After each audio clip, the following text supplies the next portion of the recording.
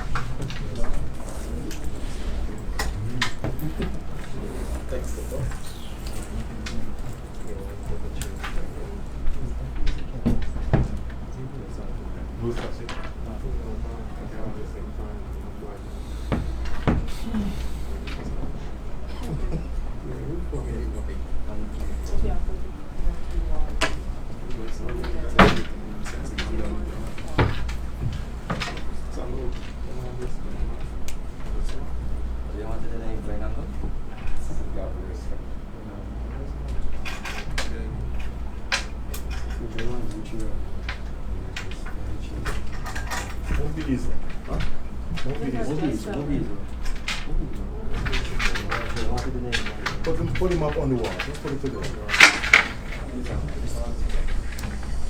No. When we complete the ball next time. Both sides, sir. Just bring out the bottom. They're on the ground next time. With the charge. Cables outside pocket. And then the compressor.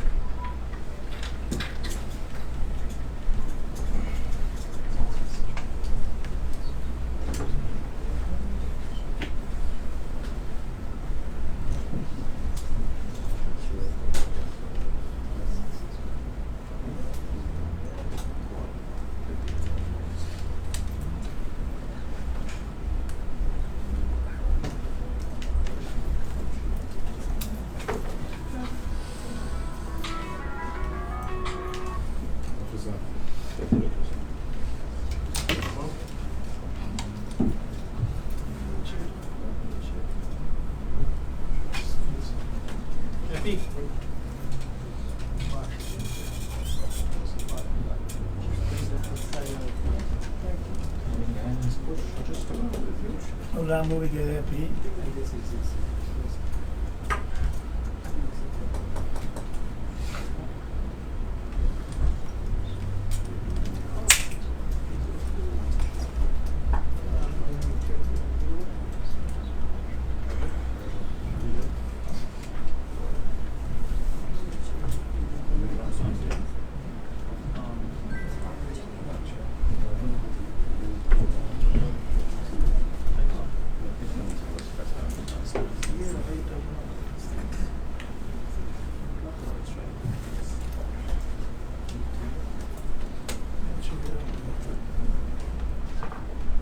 How many persons addressing the media?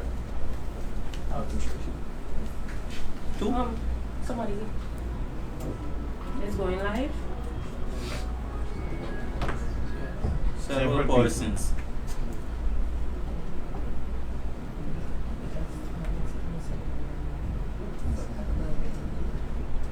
No, yeah, Wi-Fi.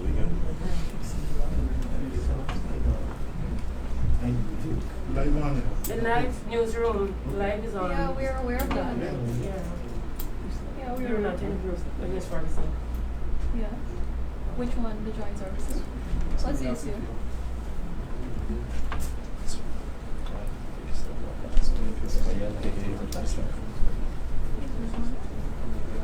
No front.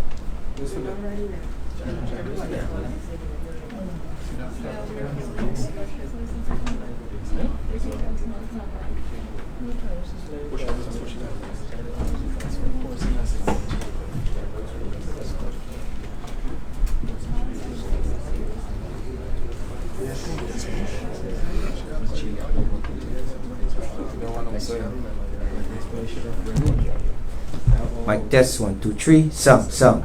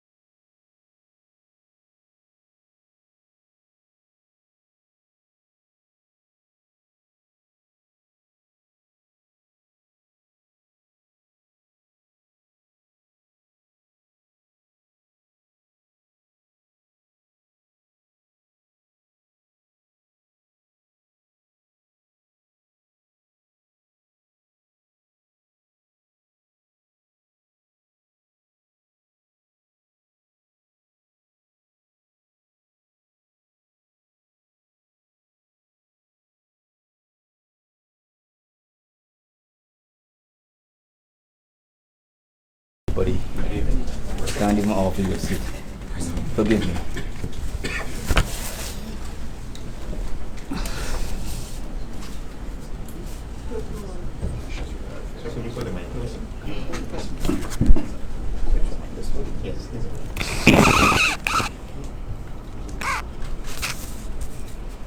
I would like to extend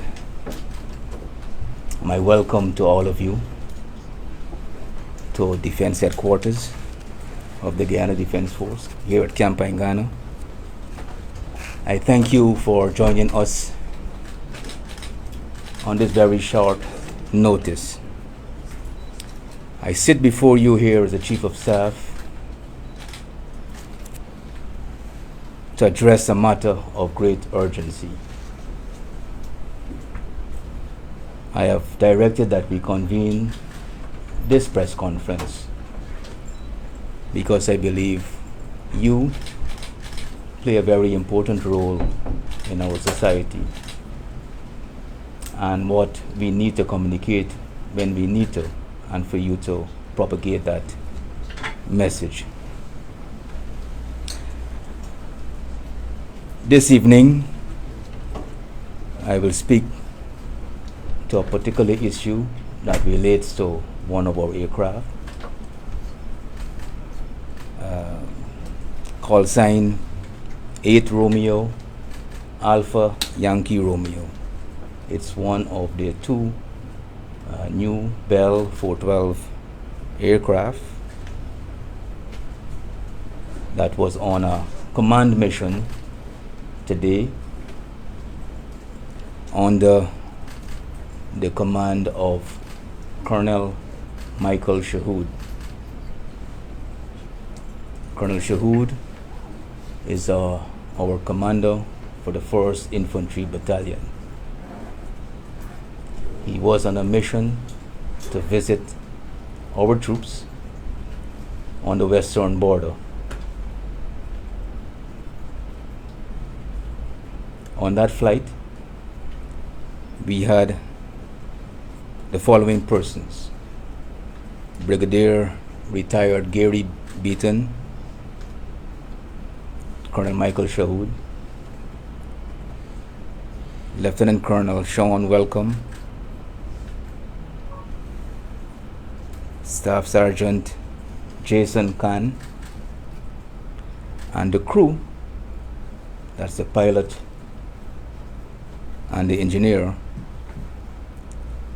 Lieutenant Colonel Michael Charles, Lieutenant Andy O'Crawford, and Corporal Dwayne Johnson. The aircraft was en route to our borders. It landed at Olive Creek and refueled. Shortly after takeoff, we lost contact communication. An ELT signal, which is the emergency locator transmitter signal, was emitted and has transmitted through satellite communication and to the aviation authorities. Whenever an ELT signal is emitted on any aircraft, it signals an issue. An ELT signal is triggered based on a crash landing, hard impact, or it can be triggered manually. I must tell you that the weather condition in the general area has been very not the best. Heavy overcast, raining, etc. The terrain is mountainous and heavily forested.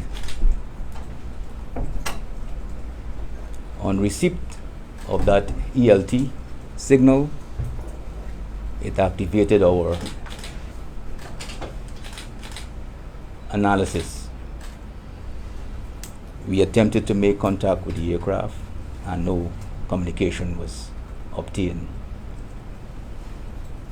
We immediately activated our search and rescue process. This involves a number of things: coordination across our own services and also with the private sector. We had deployed our Skyvan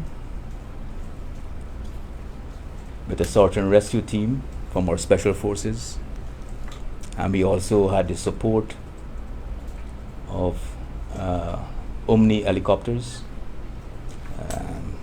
which also supported the search efforts today.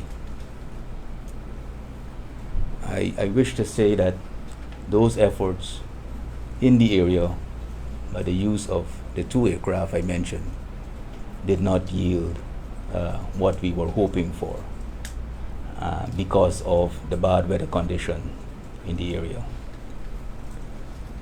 There are some photographs we are going to show you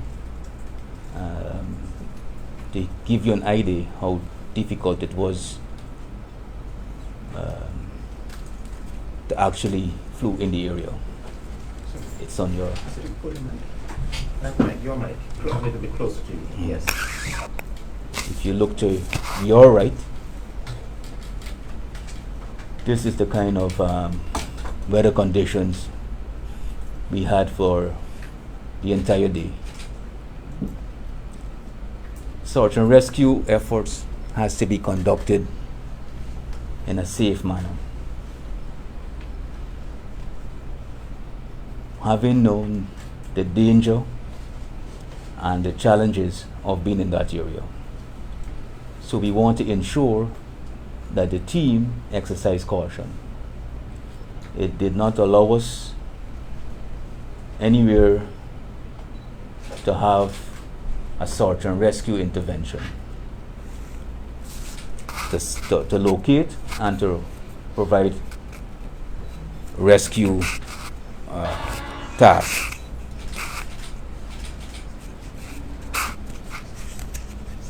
As a force,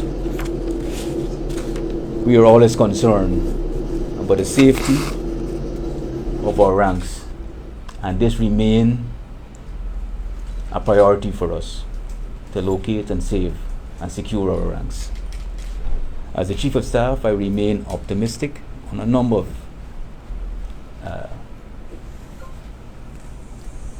criteria. The officers on this aircraft are among our best. Lieutenant Colonel Michael Charles is no stranger to the public, and certainly not to the force.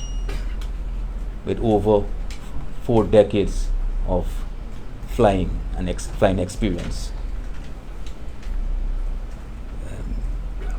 While we are analyzing all the information available to us, this incident, I'm sure has generated additional anxiety in this period that we are in. As a force, one of the obligations we have is to communicate to the relatives of the officers and ranks on that flight, which we did. And we will continue to communicate with those family members.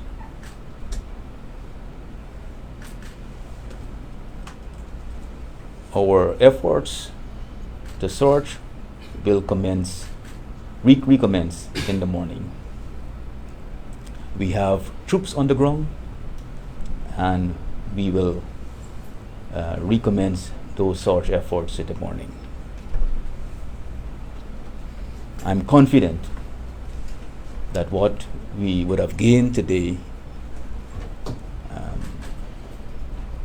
of the terrain and other data, we will have a better day tomorrow. I thank you for your time, for being here, and I will extend to you questions that you may have.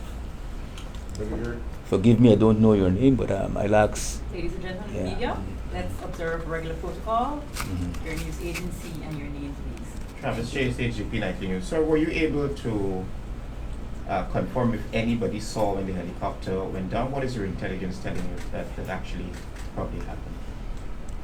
No, we don't have any reports of that. Anyone seen the helicopter going down? We don't have. Gordon, most linear source. Sir, could you say if the Guyana Defence Force received any reports of movement with Venezuelan aircraft on that side of the border, on their side, during the course of the day, close to the Guyana border areas?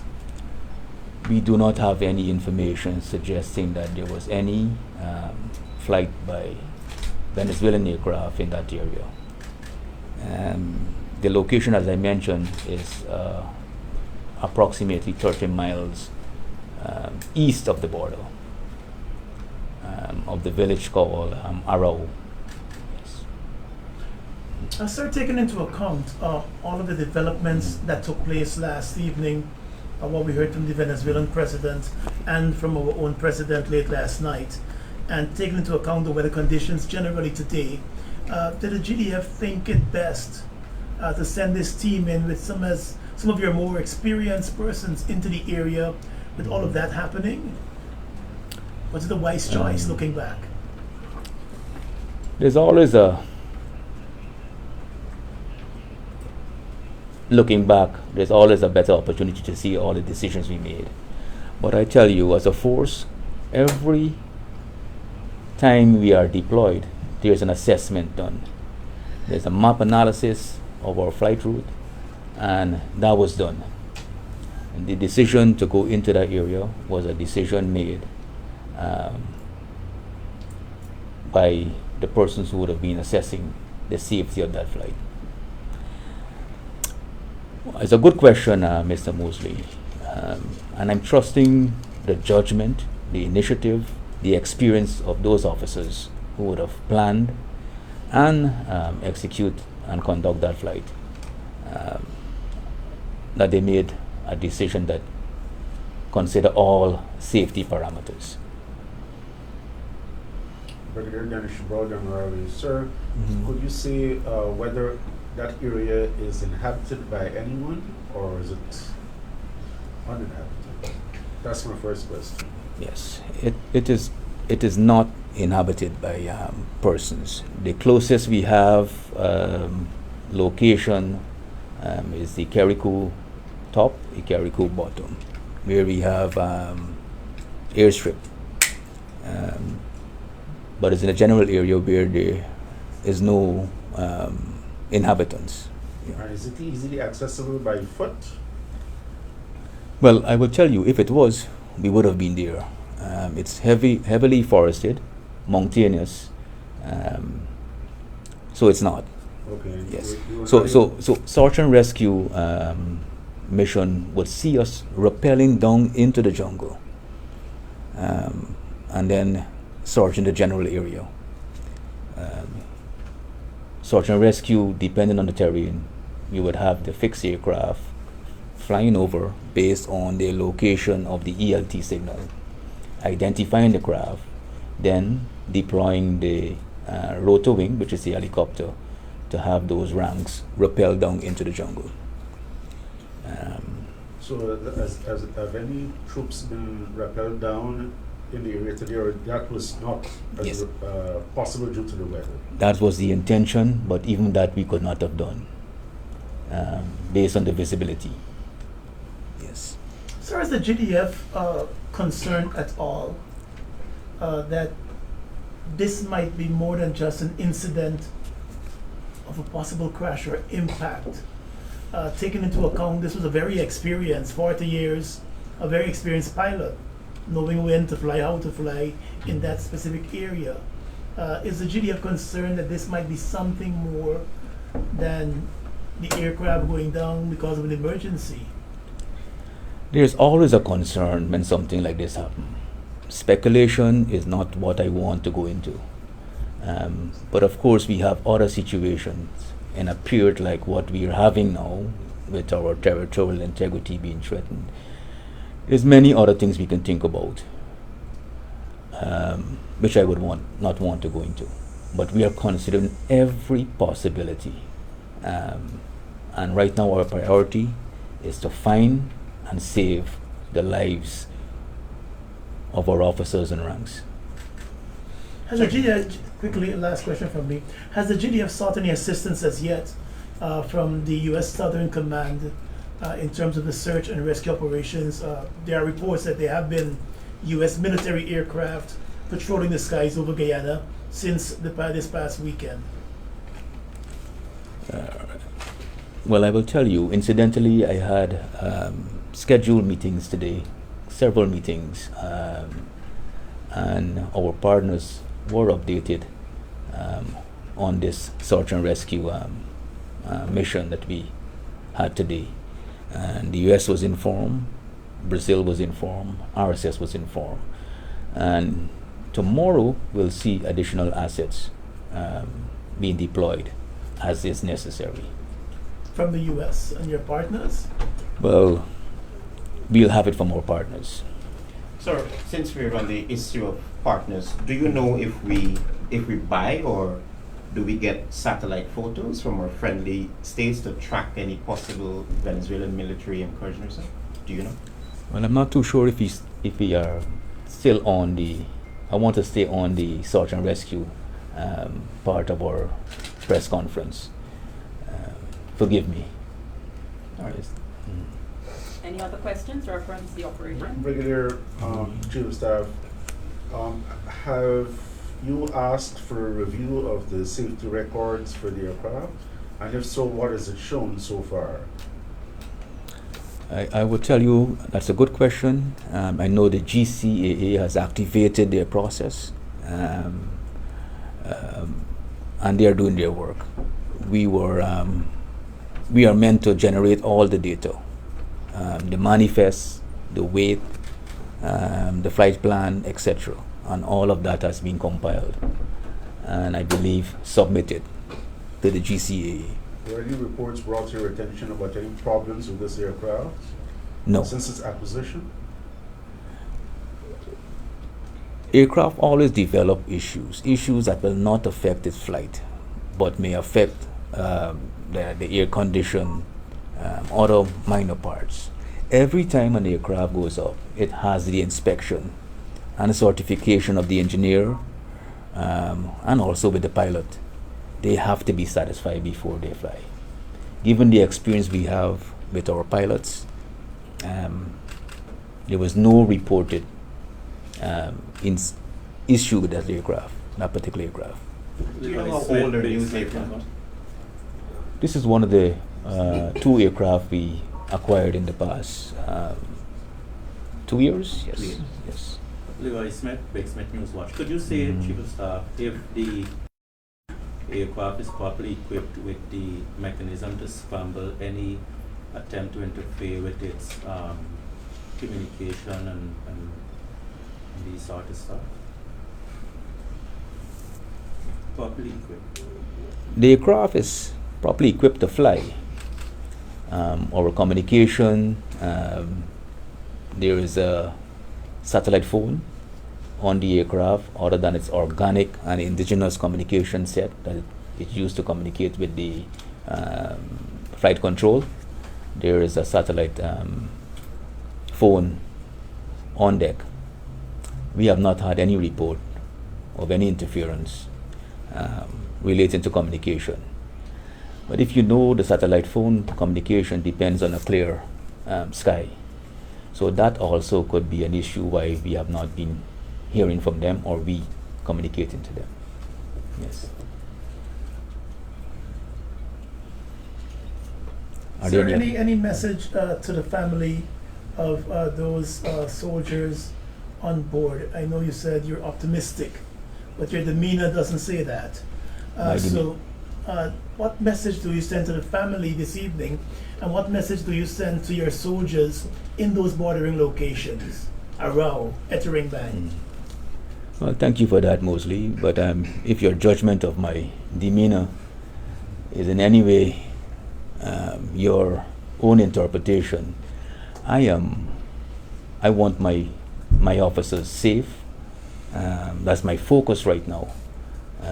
My troops on the border, I would tell you, their morale is high. I would have been visiting almost every week along with other commanders, and I will be visiting them soon. But don't let my demeanor make you think otherwise. But what do you say to your troops? They must be concerned. A missing aircraft there in these border locations, the threats from Venezuela. What assurances can you give them tonight? You see,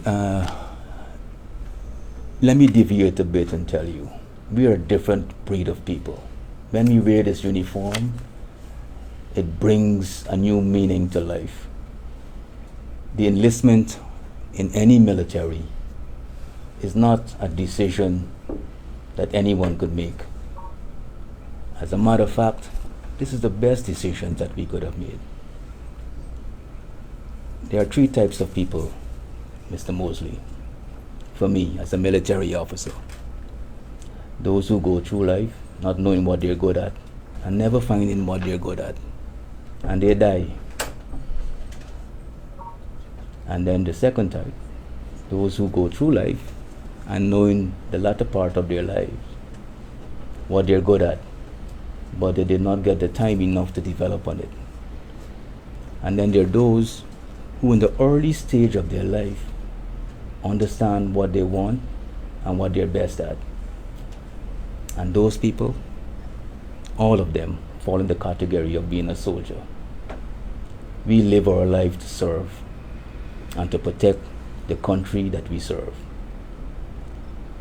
And I'm confident that every officer and every soldier is in that category.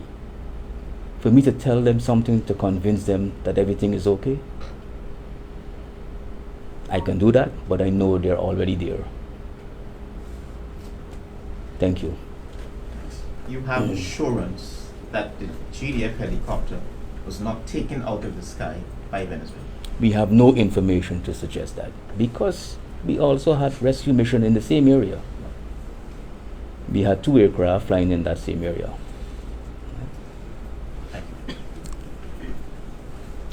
Thank you for your time, Thank you. and may you continue to serve like me, this country, this beautiful country.